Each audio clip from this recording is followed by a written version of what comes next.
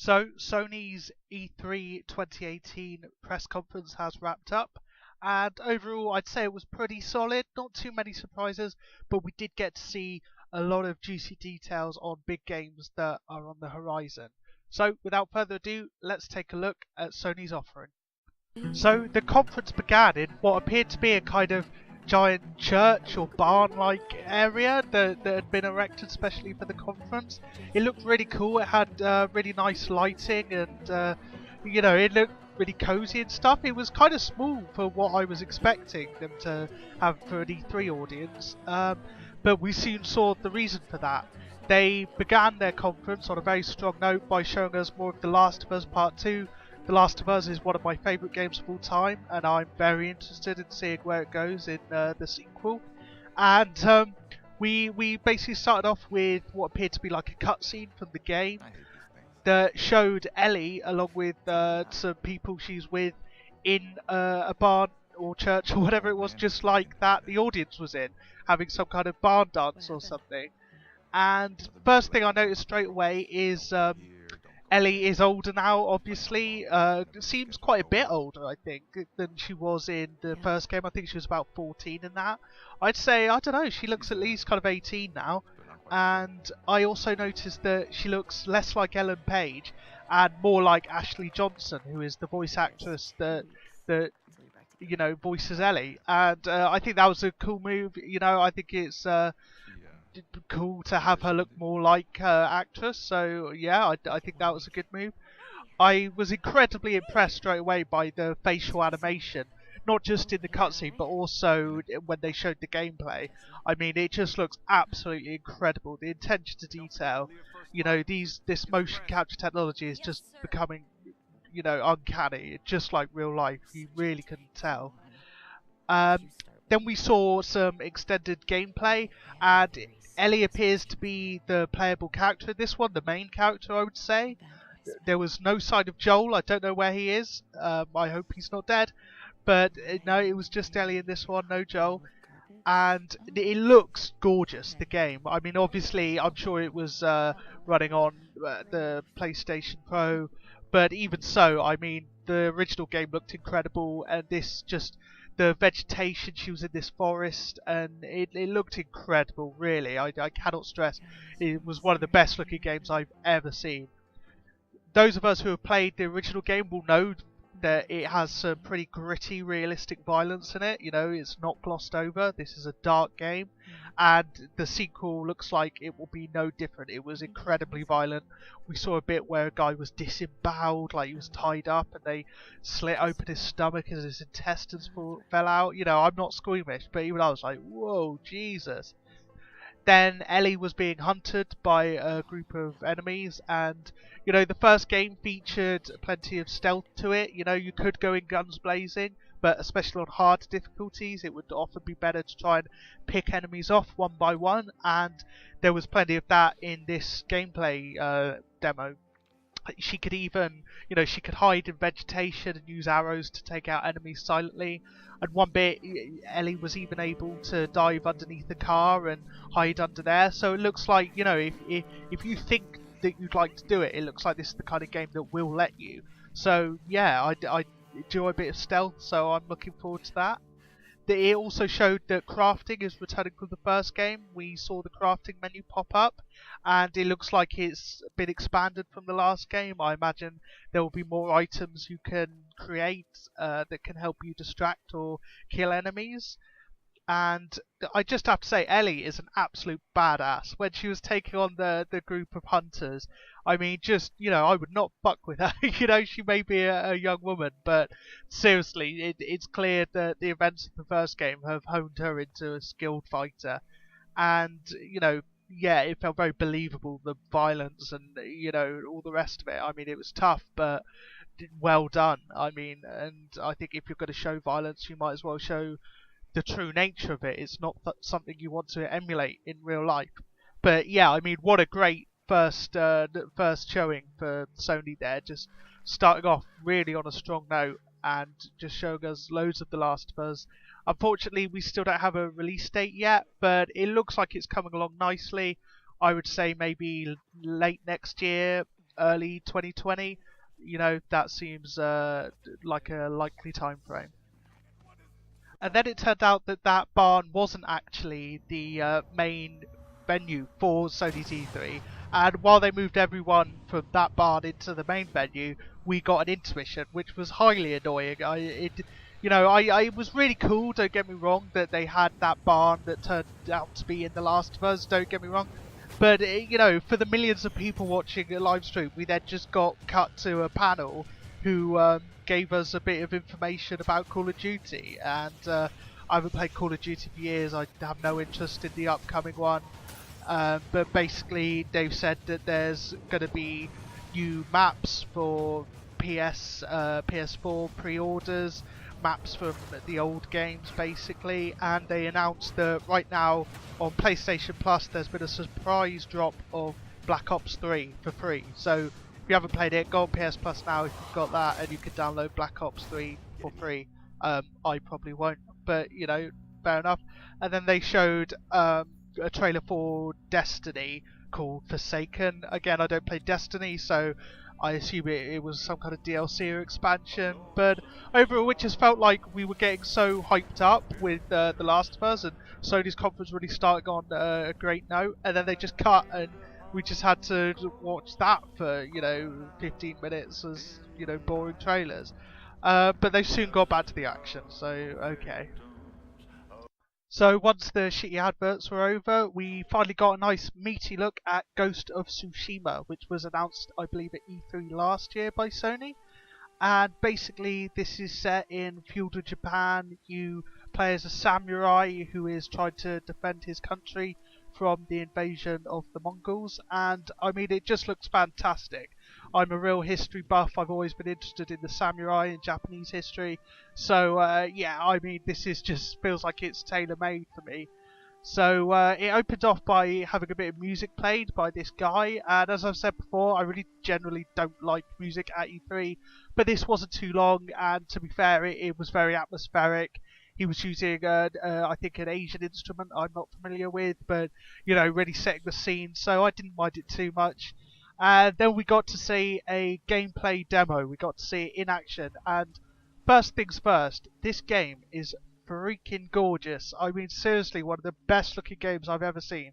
I'm sure, it was running on the PlayStation Pro and such, but even so, I mean, just the vast and wide countryside looked amazing. And something I noticed that I really liked was there was a mix of both English and Japanese in the game. So, for instance, the main characters, they spoke in English because obviously, Western players, wouldn't be able to follow the story or would have to have subtitles. So, it makes sense that they've got an English dub over it. But then I also noticed that some of the enemies the character was fighting would kind of speak in Japanese, kind of say something to one another, tactics like you go round or something. They were saying that kind of thing in Japanese, so I really like that. Even though obviously, the main bulk of the game has English, I feel it really adds to the atmosphere to hear some Japanese dialect. So I thought that was a really nice touch. The combat looks incredible. I think it looks like the best swordplay I've ever seen in a video game. It looked so realistic. I'm by no means an expert on samurai fighting styles or sword fighting in general, but it just looked so realistic. The parries, the counter riposte, the footwork of the combatants. I mean, it really looked like I was watching, a video on YouTube of some martial artists fighting. It really looked superb. I wonder if they did motion capture or something from it. It certainly looks like it. We got to see some stealth in there. Obviously, you'll be able to go out and have sword fights and stuff, but also there appears to be a stealth element in this game. The character was using, foliage and walls for cover, sneaking up on enemies. There was a little bit of parkour going on there. He kind of jumped up onto a rooftop and kind of crept above these enemies, and then jumped down and did this kind of quick attack where the enemies barely even had time to recover. He just cut them down really quickly. So that looks like a cool little gameplay thing. I'm sure, if you prefer to go in, just with your sword out, like, come on then, you can. But for those of us who like to be a bit sneaky, it looks like there is a decent stealth system implemented there. And then the demo ended with a kind of small boss fight, and I've already said how good looking this game is, but my word, that boss fight in particular was so good looking. Just, you know, leaves falling everywhere, like a beautiful skyline. It kind of reminded me of the fight in Metal Gear Solid 3 against the boss, where the flowers are all falling. I mean, it was just gorgeous to behold, and, you know, I just couldn't believe this was actual gameplay. And, you know, just the whole feel of the game overall gave me a very kind of Seven Samurai feeling, you know. I feel like they've really nailed that kind of, you know, the samurai movie kind of thing. You know how Red Dead Redemption nailed the kind of feeling of being in the Old West, you know, like you're watching a great Western film. This one felt like I was watching a great samurai film, you know. So, yeah, really pumped Ghost of Tsushima. Still no release date yet, but I'm sure we can probably expect it sometime next year. Next up, we got the reveal of a title which I believe hadn't been shown before, hadn't even been announced before, called Control.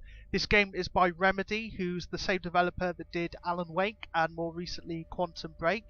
It's set to be in 2019, and it appears to be a kind of weird sort of psychedelic horror-y type game. There was like this weird gun that pulsed almost like a heartbeat, expanding and contracting, and it appeared to shoot traditional bullets and also be able to like just knock the hell out of stuff, you know, just like send shit flying. And the character appeared to have some kind of supernatural powers. It all looked very intriguing. We didn't get a lot of information. A release date of 2019. But, you know, it seemed more like a teaser this. But yeah, very interesting. Remedy have made some great games, and I'm intrigued to learn more about this one. We then saw a trailer that revealed the release of Resident Evil 2 Remake. This is not, I don't think this is, you could call this a remaster. This seems like a remake from the ground up of Resident Evil 2, using what I think I'm right in saying is the engine used for Resident Evil 7. Now, I'll admit I'm not a huge Resident Evil fan. I've played a few of the more recent ones, and I mostly thought they were okay. But then I played Resident Evil 7 last year, and it just blew me away. I really enjoyed it. So you could definitely count me on board with this. It looks like Leon's returning from Resident Evil 4. So yeah, I'm definitely on board. It would be great to kind of get to experience one of the earlier Resident Evil games, you know, for a kind of modern day market. So that's coming on January 25th, so not long to wait. A new game was then revealed called Trover Saves the Universe, which for Rick and Morty fans, you should know it's being done by Rick and Morty's co-creator Justin Roiland, and it looks very Rick and Morty, very much in that humour. Many of the characters sounded similar to characters from Rick and Morty, and it appears to be this kind of sci-fi action-adventure game. And yeah, I mean, we didn't see a whole lot of details, but it looks very funny, and definitely one to watch out for if you're into Rick and Morty, you know, if you enjoy kind of humorous games like South Park, The Fractured Butthole, that kind of thing. And yeah, very entertaining. It's by a developer called Squanch Games, and if you watch Rick and Morty, you'll know Squanch from that series. There was a guy called Bathtub Guy. Yeah, it looks crazy, it looks very funny, and I look forward to seeing more of it. We then got to see some more of Kingdom Hearts 3, and unlike Square Enix's conference, it wasn't just the same trailer shown during the Microsoft briefing. So it was a brand new trailer which showed off some more Disney assets that are going to be used in the game, including Pirates of the Caribbean. We saw Jack Sparrow and the like, and we got a glimpse at ship combat. I mean, this game just looks massive. Every time I see a new trailer for it, you know, every trailer looks like it could just be showing off one aspect of one whole game. Yeah, this thing seems enormous. No wonder it's taken so long to be released. But yeah, we also saw Hades from Hercules, Toy Story characters, the girl from Tangled, Monsters Inc. And yeah, as I say, I mean, I've never played a Kingdom Hearts game before. I know, shame on me. But, you know, I've heard so many great things about it that I'm really looking forward to checking this one out. And it looks like we don't have to wait long because it's coming out on January 29th. And if, like me, and you haven't played the first two Kingdom Hearts games, then the Kingdom Hearts 1 and 2 has been remastered and are available to buy in one package on the PS4. So I might have to check that out, get myself up to date before this one releases. We then got to see a game I've been highly anticipating since it was first announced about 2 years ago. I'm a big Metal Gear Solid fan. I've been a fan of Hideo Kojima for a long time, and when he left Konami and joined with PlayStation, I was thrilled when he announced Death Stranding. Now, this is the only game I've encountered where the more I see of it, the more questions I have. We've seen quite a few trailers now, and yet I still don't have any clue as to what is going on, what the story is, what the gameplay is going to be like. But I can't wait because Kojima is such an auteur in gaming that you just know it's going to be great. So we saw kind of what appeared to be an in-engine trailer with, dare I say it, a bit of gameplay mixed in. I think I'm correct in saying that. It certainly looked like it could have been gameplay. So the main character, Sam Bridges, is voice acted and shares the likeness of Norman Reedus, who plays Daryl in The Walking Dead. So heads up, Walking Dead fan. And we've also seen from previous trailers that Mads Mikkelsen, who recently was in Star Wars Rogue One and played Hannibal Lecter in the Hannibal TV show, he's going to be in it as well.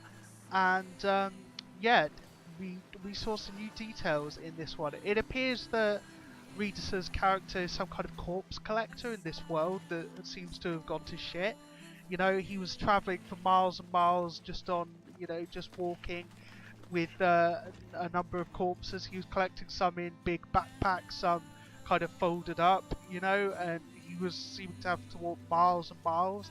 And you could see, his feet were getting all scratched up and beaten, and a horrible bit where he had to pull his toenail off.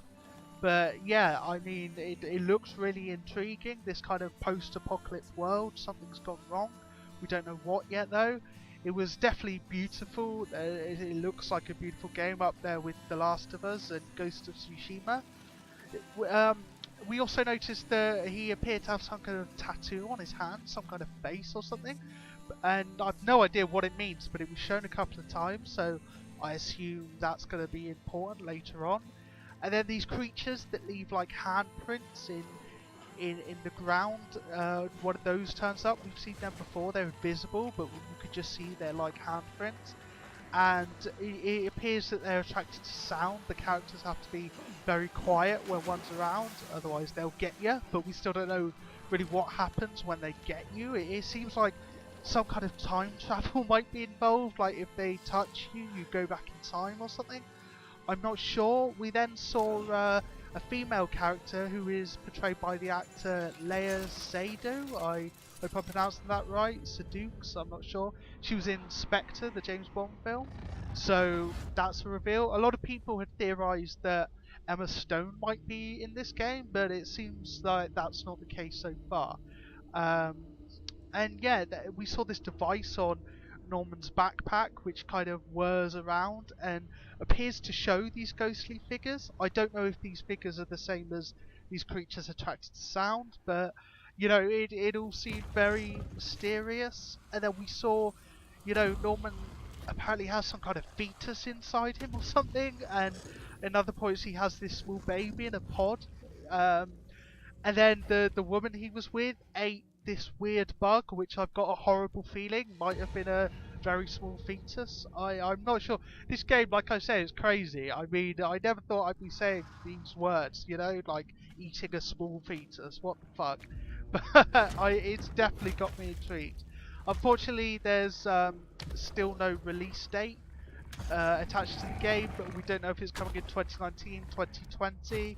I wouldn't be surprised if maybe 2019, late 2019. It has been in development for a couple of years now, so here's hoping. But yeah, I'm very intrigued. I really want to see more of this, and I'm very much on the hype train. We then got to see a very brief trailer, a teaser trailer announcing Nioh 2. Now, I'm a big fan of Dark Souls and games that are like Dark Souls, and I've heard that Nioh is definitely one to check out if you're a big fan of Dark Souls. Unfortunately, I've just not had time yet. I'm just so busy. I've got so many games that are on my to-play list, but Nioh is definitely shortlisted there. I really do want to check it out. And I'm really glad to see that it's getting a sequel, because I've heard great things about the first one. And yeah, I hope that the second one is even bigger and better. The first game, I believe, was exclusive to the PlayStation 4, and they didn't say one way or another, but I wonder if Nioh 2 will also be PS4 exclusive. I suppose it probably is, but we don't know that for sure yet. But yeah, looking forward to checking that out. And then last but certainly not least, Sony finished off its conference by giving us a really good gameplay look at Spider-Man, the upcoming game that is set to be released on September 7th. So really not long until we get our hands on that at all. The gameplay looked incredible. We saw several iconic Spider-Man villains, including Electro, Rhino, Scorpion, Vulture, and Mr. Negative. I really liked the designs of their costumes and stuff. They felt comic booky but also grounded. I feel like there's just the right mix of that. I also really like Spider-Man's outfit, the White Spider. I think it's a really cool look. The combat looked really good, really fast-paced. Spider-Man's meant to be a very quick hero, and I felt like the combat reflected that. There was a nice mix of, using fists and web powers. There were also some kind of enhanced web powers being shown off there. Not just tying people up, but bombarding them with these kind of web bombs and stuff. So yeah, it looks like they've nailed the combat there, to be honest. It was mentioned in the trailer that Spider-Man has been doing his thing for 8 years, so this is by no means an origin story or anything. This is a seasoned Spider-Man who has made friends and enemies already, so it'll be interesting to see, what he's been up to those 8 years, how that's going to play into the story we find ourselves in the game. I noticed he was also cracking jokes a lot, which is a very Spider-Man thing to do, so they're clearly staying true to the character, not being too po-faced, not being gritty like Batman or anything. Using web for fast traversal looked really dynamic and fluid. He was running up the side of buildings, he was, getting out of tricky spots by just shooting the web and just launching himself free. It looked really good, and then at the end of the trailer he appeared to be overwhelmed by the villains, and then he looked around and went, "You," and it's like, who do you mean? Who was he saying you to? What character was it? We'll have to wait. It seems like there's a bigger villain pulling the strings than the villains we've seen so far, so I look forward to that. I hope it's got an engaging story. And yeah, it's looking absolutely fantastic. It's made by Insomniac Games, who, they put out some great games in the past, are infamous and such, and they really know how to make traversal fun, and it looks like they've nailed that with Spider-Man, so this is definitely one I'm going to be picking up on day one. And then last but not least, I want to touch upon a game that was announced just after the show had officially finished, called Deracine. I think I'm pronouncing that right. Deracine, maybe. This was shown straight after the conference ended.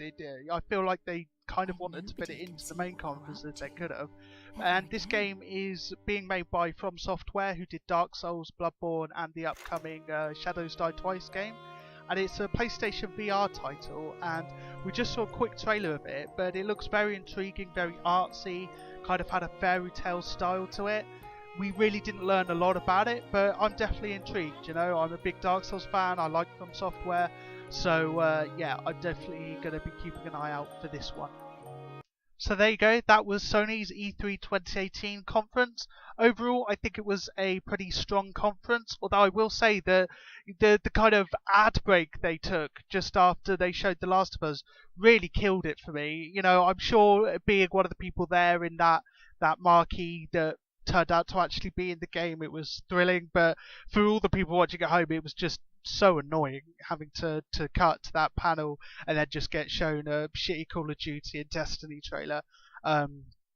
Yeah, just killed the pace dead right there. Fortunately, they did come back strong with Death Stranding and Spider-Man, etc. But yeah, it just seemed like a very odd choice to cut to that. I hope they don't do that again, to be honest. Overall thoughts was, I do think it would be fair to say that we didn't really see anything unexpected from Sony's E3 conference. Most of the big games were all stuff that have already been announced, And to be honest, I do think Sony is aware that at this year's E3 they really didn't have to do much in order to still be ahead of Microsoft. Sony has just been destroying Microsoft with the amount of great first-party games coming out, and the few first-party Microsoft games have been lackluster. And I think Sony's aware that it pretty much has won this generation of consoles. And I don't say that to piss off Xbox fans. I think competition is great for the video game industry, so I really hope Microsoft does manage to turn it around. But yeah, so there weren't really any massive surprises. However, there are still great games coming up, like Spider-Man and The Last of Us, and it was great to get a really meaty look at all of those. So, I feel pretty content. I think it would be safe to say as well, although we didn't get many exact release dates, it would be safe to say that things like Ghost of Tsushima, The Last of Us, will probably be coming out sometime in 2019. So, I think there is still plenty of things to look forward to fairly soon. A couple of things that a few people were expected to see that we didn't see. We didn't get to see any of the Medieval remaster. I used to play that game originally back on the PS1 because I'm old, and it was really enjoyable. And when they announced they were remastering or remaking Crash Bandicoot, I was really hoping we'd get a Spyro Medieval remaster remake, which they have both been announced. And it would have been nice to see some Medieval, but we just didn't. We also didn't see any Spyro either, but still, I'm sure that's all to come. No Bloodborne 2 either. Some people have been speculating we might see Bloodborne 2. I believe that was released in early 2015. One of my favourite PS4 games of all time. Absolutely adore it. So I would definitely be up for seeing Bloodborne 2, but I mean, there's been no confirmation on that whatsoever, so we may never get that, but who knows. One game a lot of people were expected to see is the Final Fantasy VII remake. That was announced, I think, 2 years ago, E3 2015, 16, something like that. And yeah, we haven't seen that. Recent reports have suggested that it's been going through a bit of trouble, so I don't know. I mean, I'm not a huge Final Fantasy guy, so I'm not really bothered, but I can imagine it's very frustrating for people who adore that game, and I sympathise, I really do. I also have to say that, if there is something you were hoping to see at this E3, or you were hoping to get more release dates for games that were shown, it's worth noting that PlayStation Experience is coming later on this year, plus the Video Game Awards later this year. So it could well be that Sony is saving a few things for those to, have some cool stuff to show off. So, I wouldn't be surprised if Sony still have a few surprises for us that will be announced later this year. Not necessarily new games, but, release dates for Death Stranding, Ghost of Tsushima, that kind of thing. And who knows, maybe a couple of new games, who knows. But yeah, overall, I think it was a very solid conference. I'd say it was probably on par with Microsoft, their heated rival. I would say Microsoft had the advantage of not cutting to a fucking annoying advert, but still, Sony, to be fair, did have more exclusive games to show. But then Microsoft, brought or had more games in general to show. So either way, I feel like Microsoft, PlayStation, they've both put out a decent show this year. Not the best ever, I'd say, but definitely decent, definitely worth watching. And I'm definitely excited for the games coming out later this year.